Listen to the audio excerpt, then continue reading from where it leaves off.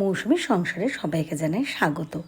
শুভ সকালের অনেক শুভেচ্ছা, অনেক ভালোবাসা। আশা করি আপনারা সবাই ভালো আছেন। আজকে এটা রবিবারের ব্লগ। তো রবিবার ঋষির তো পড়া থাকে 9:30 থেকে, মানে 9টায় বেরোতে হয় বাড়ি থেকে। তো আজকে একটু সকাল সকালে উঠেছি, এমনিও কাজ আছে। বুধবার দিন আমার বাড়িতে একটা অনুষ্ঠান আছে, সেটা পরে পরে দেখতে পাবে। তো ওই জন্য আমি সকালবেলা উঠেই মোটামুটি কাজবাজগুলো সারছি। আগে তো যেটা কাজ হচ্ছে আমার চা খাওয়া, বাসি কাজ সেরে একটু ফ্রেশ হয়ে আগে চা খাওয়া, তারপরে যা কাজ করি করতে থাকি। তো ওই জন্য আমি রান্নাঘরে এসে গেছি, চা বানিয়ে নিচ্ছি। আর ওদিকে তো ঋষি আমাকে বলছে, মা পড়তে যাবো তো যদি কিছু হেল্প করে দিতে হয়। মানে ও খুব আনন্দে রয়েছে যে বুধবার দিন বাড়িতে অনেকে আসবে, একটা আনন্দের ব্যাপার।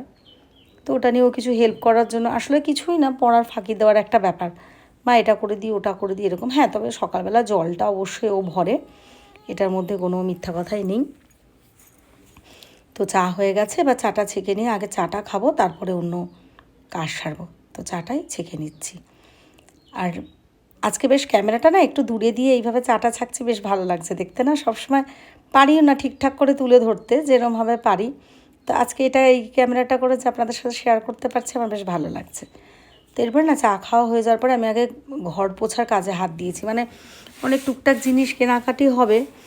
তো এই যে প্রত্যেক দিন না এরকম এই আনাচে কানাচে এরকম পুছতে পারি না। সত্যি কথায় এত একা মানুষ দৌড়াদৌড়ি এসব করে পেরে উঠি না। আর এখন তো প্রায় দিনই মেয়ে এসে থাকে, তো সামনেটা ওরকম পুছে নিই আর দেখাতেও পারি না।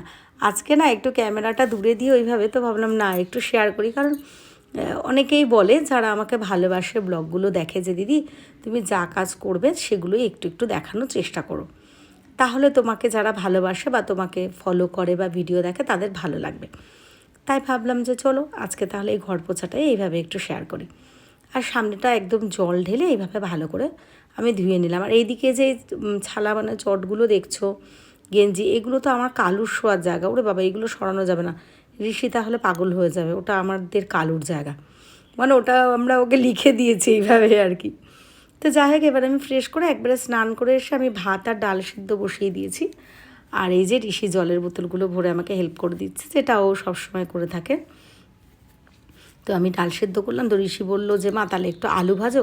ও না এই কালো জিরাটা দিয়ে আর পোস্ত দিয়ে যে আলুটা ভাজি ভীষণ ভালো খায়।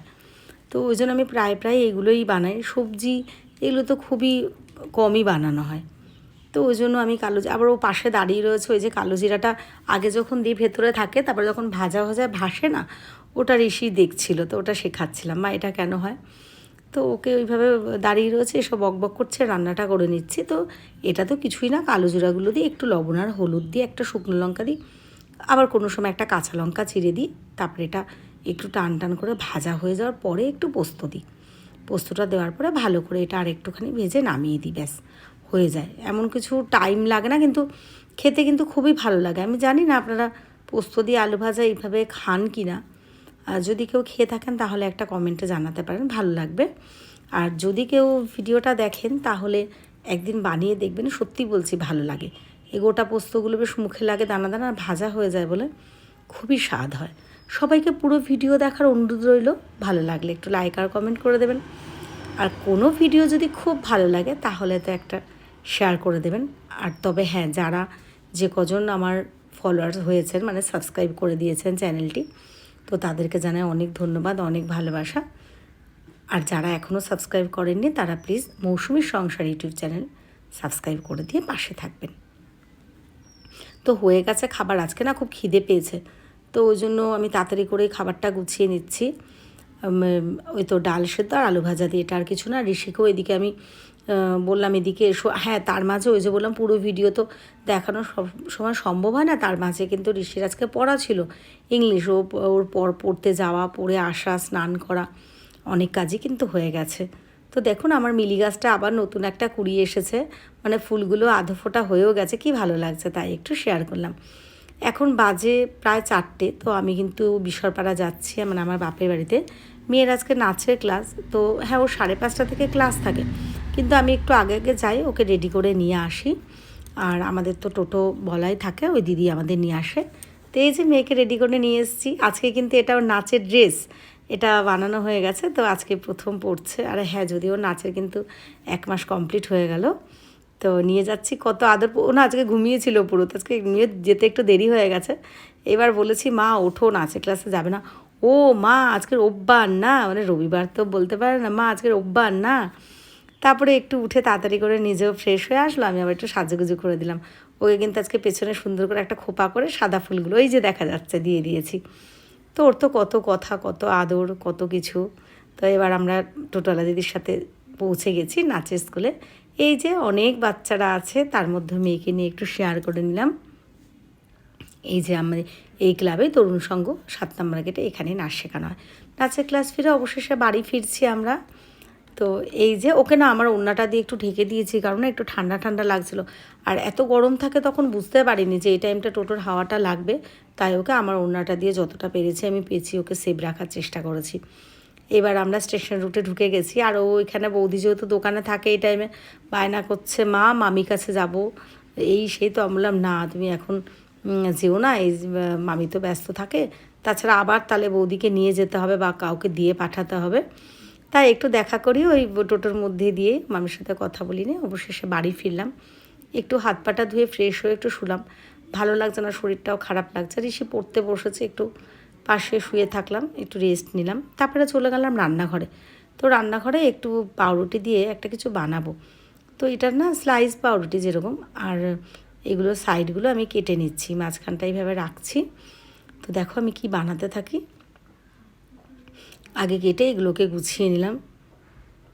খেতে কিন্তু ভালোই হয়েছিল, যদি কেউ এরকমভাবেও না খেয়ে থাকেন একদিন বানাতে পারেন। হ্যাঁ, যদিও ভেতরটা যে খুব ক্রাঞ্চি, মানে যে একটা মচমচা ওরকম না, যেহেতু একটা তো এটা তো ঠিক কথাই না যে পাউরুটিটা তো একটু নরম, তো এটা নরমই হবে, কিন্তু ওপরটা ভীষণ ক্রিস্পি হয়েছিল আর খেতে খুব ভালো হয়েছিল। কারণ এটা যদি কেউ এইভাবে দেখে বানান তো তাহলে পরে হয়তো বলতে পারেন দিদি এতটা ক্রিস্পি বা টেস্টি হয়নি, কিন্তু খেতে কিন্তু সত্যিই ভালো হয়েছিল। আর যেহেতু আরও পেঁয়াজ দিয়েছিলাম ওই জন্য এটা বেশ নরম হয়েছিল।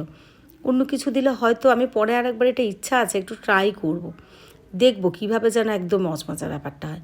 তো এইভাবে কেটে নেওয়ার পর আমি না এই যে জলটা কিন্তু নর্মাল একদম জলের মধ্যে একটু চুবিয়ে তারপরে জলটাকে পুরো চেপে চেপে আমি একটা কাচের বোলের মধ্যে, না এটা কাচের বোলগুলো এতদিন ব্যবহার করেছি বলতে বলতে অভ্যাস হয়ে গেছে। এটা তো এই যে চীনামাটি, এটা তো সেদিনকে এনেছি, আমি আপনাদের সাথে শেয়ারও করেছি। তো এটার আজকে প্রথম মানে বউনি করছি আর কি। তো এটার মধ্যে দিয়ে নিচ্ছি, যেহেতু কাচের বোলগুলোতেই সবসময় করেছি ওই জন্য কাচের বোলটাই অভ্যাস হয়ে গেছে।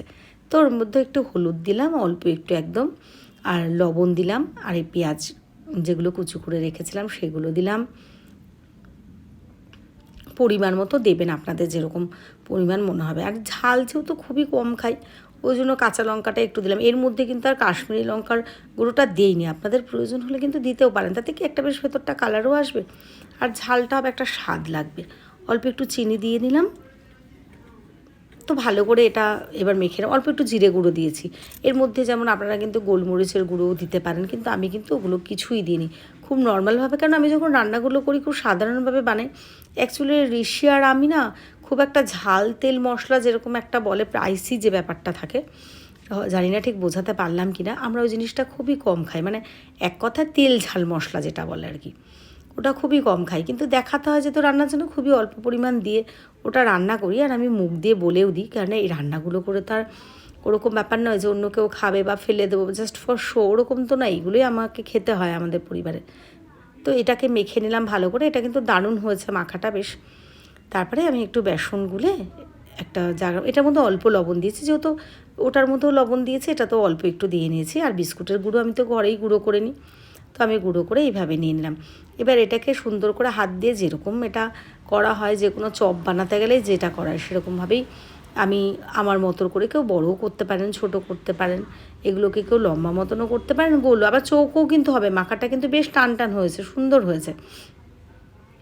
তো এই যে এইভাবে করে নিলাম, তারপরে বেসনটার মধ্যে দিয়ে বিস্কুটের গুঁড়োর মধ্যে ডুবিয়ে নিলাম। আপনারা কিন্তু দুটো কোটিং দিলেও দিতে পারেন, মানে দুবার করে বেসনের মধ্যে দিয়ে বিস্কুটের গুঁড়ো, আবার বেসনের মধ্যে দিয়ে আবার বিস্কুটের গুঁড়ো, ভীষণ ভালো হবে। কিন্তু আমি একবারই করেছি, খেতে কিন্তু ভালোই হয়েছিল, একবার ট্রাই করতে পারেন। তো এই যে আমি এগুলো কয়েকটা আগে হাত দিয়ে গুছিয়ে নিচ্ছি, তারপরে তেলের মধ্যে দেবো। আর কড়াইয়ের মধ্যে তেল দিয়ে নিয়েছি, তারপরে এগুলো একটা একটা করে ভেজে নেব। এই কড়াইটা কিন্তু আমার খুব ভালো হয়েছে, অনেক দিন থেকেই কেনার ইচ্ছে ছিল, টাকার জন্য পেরে উঠছিলাম না, টুকটুক করে তো কিনতেই থাকি যেরকম পারি। এবার অনেক তো আর পয়সা নেই, বুঝে চলতে হয় সংসারে। তো এই কড়াইটা আমার খুবই উপকার হয়েছে। মানে এই যে দেখুন এবার ভাজাটা, মানে একটা একটা করে ভাজি, তেলটাও একটু বেশি দেওয়া যায়, আর একটা দুটো করে ভাজতে কিন্তু খুব সুবিধাও হয়। দেখেছেন এরকমভাবে ঠিক একদম ভেজে নিচ্ছি লাল লাল করে। পোড়া যেন না লাগে, একদম গ্যাসটা কমিয়ে দিতে হবে। এটা তো আমরা সবাই জানি যে কোনো ভাজা জিনিস করতে গেলেই একটু কমিয়েই করতে হয়। হ্যাঁ, কিছু কিছু ভাজার ক্ষেত্রে ব্যতিক্রম, সেটা একটু বেশিই দিতে হয়, কিন্তু আমি এটা একদম কমিয়ে বেশ এইভাবে ভেজে নিচ্ছি। দেখেছেন, দেখলেই বোঝা যাচ্ছে যে ভাজাটা কিন্তু খুবই সুন্দর হয়েছে। আর সত্যি কথা, এই কড়াইটা আমার ভীষণ পছন্দ হয়েছে। তো এইগুলো সব ভেজে নিলাম। আশা করি আপনাদের ভালো লেগেছে ভিডিওটা। আজকের ভিডিওটা আমি এখানটায় শেষ করব। ভালো লাগলে আবারও বলছি, একটা লাইক কমেন্ট করে দেবেন। সবাই ভালো থাকবেন, সুস্থ থাকবেন, আমার পাশে থাকবেন। চোখ রাখুন পরের ভিডিওতে। আর দেখছেন, দেখতে কিন্তু দারুণ হয়েছে না? একবার ট্রাই করবেন, ট্রাই করলে কিন্তু অবশ্যই একটা কমেন্টে জানাবেন।